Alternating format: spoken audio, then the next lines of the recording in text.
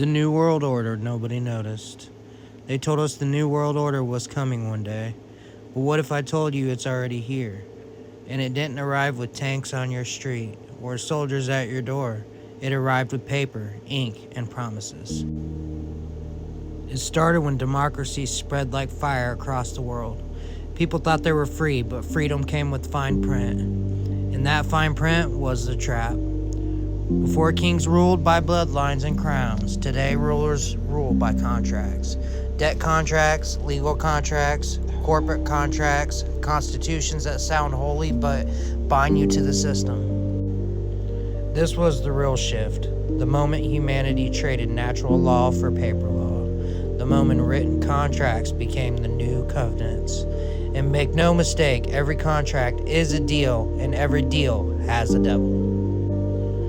The Bible said it plain one day, there would be a beast so big, so powerful that no one could buy or sell without bowing to it. That beast isn't coming in the future, that beast is the system we already live in. Global trade, global banking, global contracts. And here's the part nobody noticed. The four horsemen weren't just prophecy.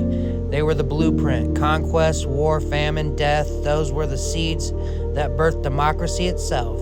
The forefathers of the new age rode those horses into history, and every nation copied that model, just like religion split into denominations, but all still bowed to one head beast. But the beast didn't just rule through war and money. No, it dressed up as sin and sold it as freedom. It took the 7 deadly sins and made them industries. Lust, that's $1 billion porn empire. Greed, that's Wall Street, selling lives for profit. Gluttony, that's fast food chains feeding sickness to the masses. Sloth, entertainment designed to keep you numb, scrolling your life away. Wrath, that's war, glorified as patriotism. Envy, that's consumerism, advertising telling you that you're never enough. Pride, that's the culture of self-worship, selfies, and idols. They told us these were freedoms, pleasures, rights, but they're chains and people are buying them left and right, not realizing every purchase is another link, another leash. If this is supposed to be one nation under God, why is it sin on the market? Why is destruction branded as lifestyle? Why are we letting the very things that break the soul be sold as things we can't live without? So look around you. All this talk about progress, about advancement, about technology. But tell me, what's really changed? It's the same system, the same beast, the same new world order that was born the moment paper law replaced natural law, the moment men started trading freedom for contracts and souls for signatures. First it was ink on parchment, then it was money printed by banks. Now it's digital code, but the leash is the same. The chains just look shinier. We think we've advanced, but the truth, we've only upgraded our slavery from kings to constitutions, to corporations, from whips to paperwork to algorithms.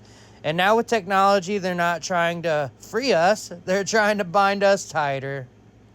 Every screen, every camera, every app, every piece of data, it's not progress, it's surveillance. They say it's for our safety. They say it's for our convenience. But behind the smiles and the shiny gadgets, the truth is darker. They're building a prison you can't see, a cage you can't touch, a leash you can't break. Digital IDs, cashless systems, social credit scores.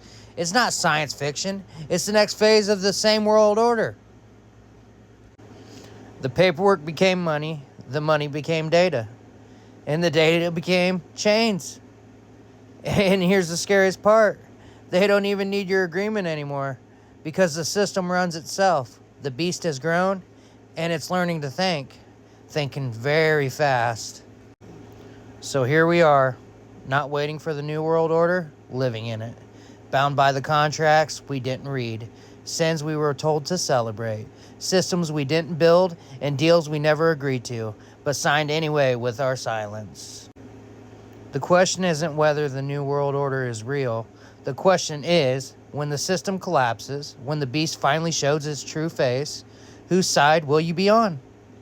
Come on now, Sanctuary, you tell me, whose side are you going to be on? I know I'm going to be on God's side, and I'm done with all this stuff, but I know what side I'm on. I'm on God's side. And God's on mine. So, thanks, Sanctuary. And like, subscribe, follow, whatever. You know what channels I'm on. Oh, and by the way, Sanctuary, do not forget, all this is hypothetical, and all this is for entertainment purposes. So, God bless. Bye.